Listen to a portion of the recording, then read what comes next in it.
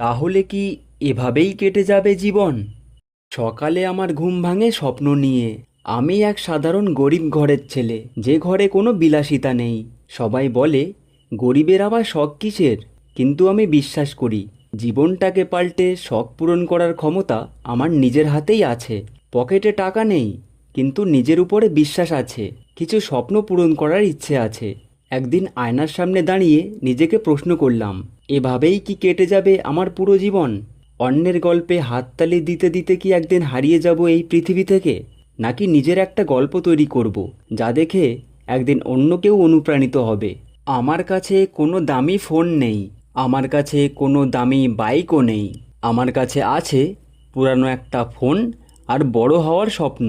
তাই আমি ভুল করব, ভুলগুলোকে ঠিক করার চেষ্টা করব। আমি ব্যর্থ হলে বারবার চেষ্টা করব, আর সব কিছু আমি তোমাদের সাথেই শেয়ার করব।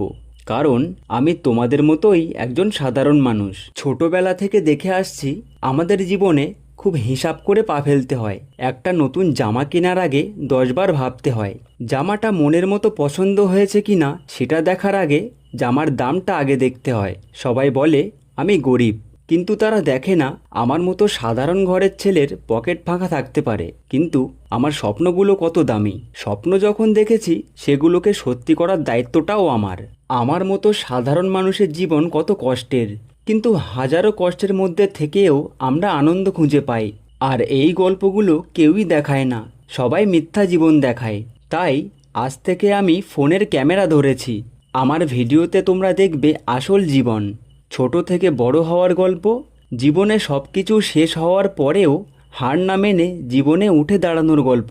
যেখানে কোনো ফিল্টার নেই, যেখানে কোনো বানানো গল্প নেই, শুধু আমি আর তুমি। কারণ এই গল্পটা শুধু আমার নয়, এটা তোমারও। আমার কাছে টাকা নেই ক্যামেরা কেনার জন্য, তাই ফোন দিয়েই শুরু করেছি। ভিডিও এডিট করতে জানি না, তাই ভিডিও দেখে শিখেছি। ক্যামেরার সামনে কথা বলতে পারি না, তাই আয়নার সামনে দাঁড়িয়ে বারবার কথা বলার প্র্যাকটিস করেছি। কারণ আমি জানি একদিন এই ছোট্ট শুরুটাই আমার বড় জিত হবে।